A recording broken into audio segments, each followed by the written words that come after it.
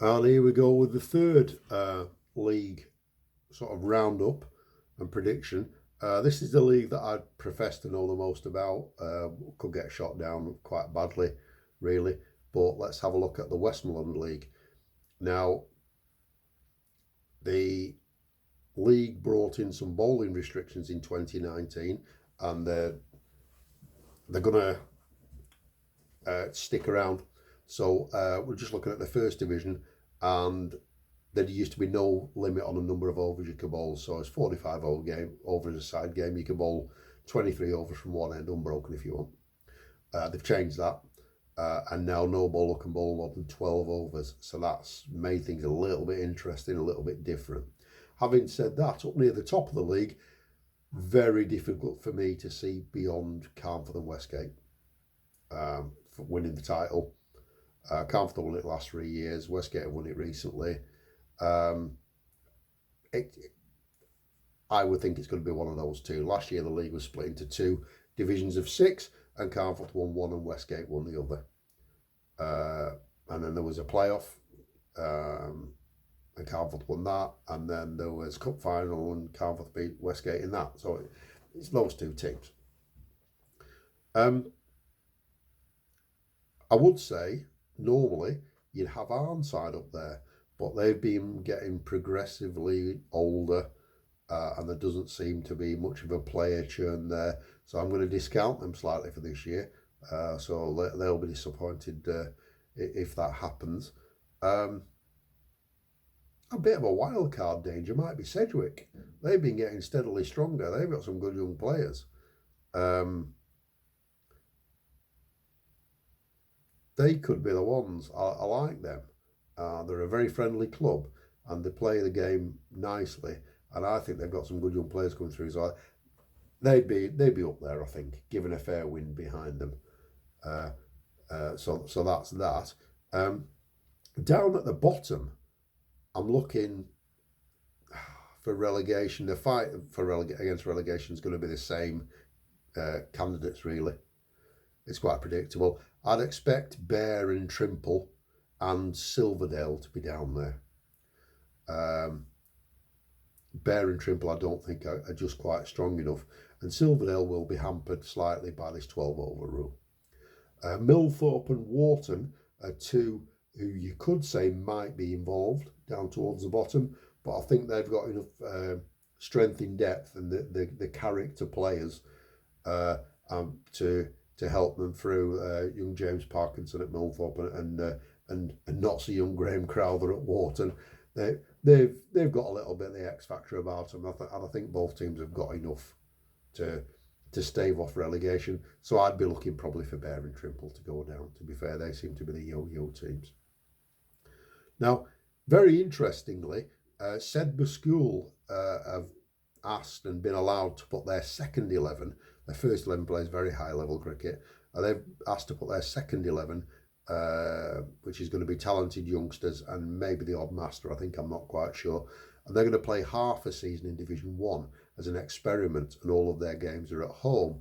Now, the Northern League tried this with Lancashire Colts around about 10 years ago. That didn't go very well at all. So hopefully everyone's learned from that experience, and Sedbergh School will be an addition to the league. All points will count, but I don't think, I could be wrong, I'm going to guess here, I don't think Sedbergh can get relegated, because you can't relegate them when they've only played half the games. So they're playing all games at home, and I believe on the main ground. They've said it will be competitive cricket, having watched some of the games. That's still to be seen. I think it's good for other clubs to get to play on such a beautiful ground with the facilities that are there, and hopefully Sedbergh can get strong, consistent teams out, because if they weren't able to do that, then the standing of the league could suffer slightly. So there's a lot of pressure on Sedbergh there. Hopefully they're run by good people, and they can come through. The 4 Lancashire-based teams in the Westmorland League, that is Carnforth, Westgate, Shireshead and Heysham, I believe have been invited once again to play in the Mailer Cup, which is a Palace Shield competition.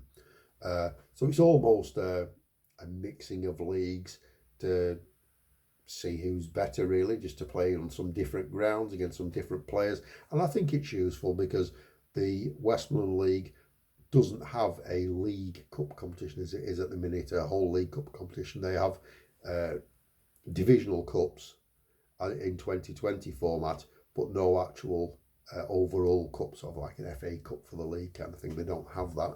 That was discontinued a couple of years ago. So that'll be interesting. Now, player-wise in the Westmorland League, batting, usual suspects again. Can't see past Ryan Nelson, Chris Parry and Adam Richardson, really. To be fair, the years are creeping up on the last two. I'm not sure how old Adam is, but I know Parry starts with a 4, and I'm not meaning a boundary. His age starts with a 4.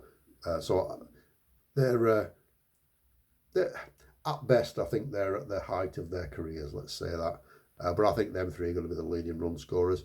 All-rounder wise, the league's got 3 really good all-rounders, to be fair. Well, it's got lots of good all-rounders. 3 standouts for me. I think Dylan Conroy at Westgate, I think he's the best all-rounder in the league by a mile. He bats, he bowls, he fields, he plays the game hard.